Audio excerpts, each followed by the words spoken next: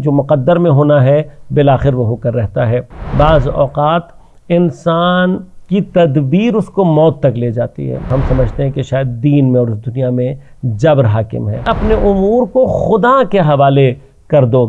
اعوذ باللہ السمیع العلیم من الشیطان الرجیم، بسم اللہ الرحمن الرحیم، الحمد للہ رب العالمین والصلاة والسلام علی رسولہ الکریم و اہل بیتہ الطیبین الطاہرین، لا سیما بقیۃ اللہ فی الارضین ولعنۃ اللہ علی اعدائہم اجمعین، اما بعد، قال امیر المؤمنین علی بن ابی طالب علیہ الصلاۃ والسلام، تذل الامور للمقادیر حتی یکون الحتف فی التدبیر۔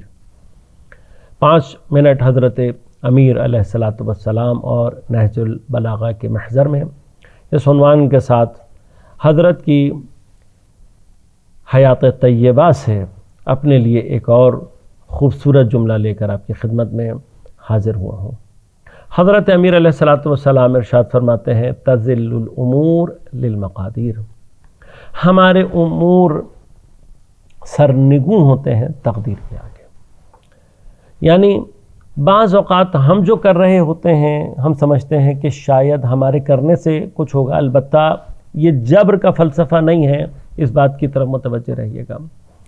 لیکن مقادیر، جو چیز ہماری مقدر میں لکھ دیا گیا ہے، اگر وہ چیز ہماری مصلحت میں ہو تو ہم جتنا مرضی زور لگا لیں ہم اس کو بعض اوقات تبدیل نہیں کر پاتے۔ البتہ پھر سے ایک مرتبہ دہراؤں گا، بعض اوقات ایسے جملے لوگوں کے ذہن میں جبر کے فلسفے کو ایجاد کر رہے ہوتے ہیں۔ یہاں پر مراد وہ جبر نہیں ہے، یہاں پر مراد پروردگار عالم کا ہمارے لیے امور کو مقدر کرنا ہے۔ وہ تمام چیزیں، بہت سارے امور ایسے ہیں کہ جس میں ٹیکنیکلی ہمارے افعال اور ہمارے اعمال کا اثر نہیں ہوتا۔ اگر کوئی قضاء اور قدر کو یا مقدرات کو یا ان تمام چیزوں کو سمجھنا چاہے تو ایک بہت ہی بنیادی ترین نقطہ یہ ہے کہ کچھ چیزیں ایسی ہیں کہ جن میں آپ کے اور میرے اعمال اور افعال کا اثر ظاہر ہوگا، لیکن کچھ میں نہیں ہوگا۔ وہ چیزیں جس میں میرے اور آپ کے اعمال کا کوئی اثر ظاہر نہیں ہوتا وہ قضا کہلاتے ہیں، فکسڈ ہوتے ہیں۔ مقدرات عام طور پر ان کو کہا جاتا ہے جس کا اثر میرے اور آپ کے عمل سے متعین ہونا ہے۔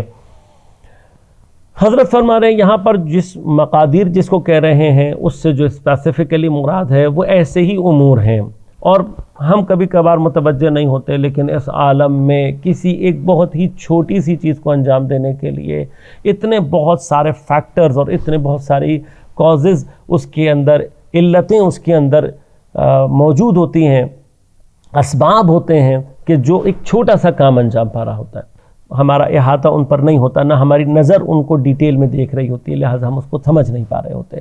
بس ہمیں کبھی کبھار ایسا لگتا ہے جیسے ہم کسی چیز پر مجبور کر دیے گئے ہیں، نہیں، ایسا نہیں ہے۔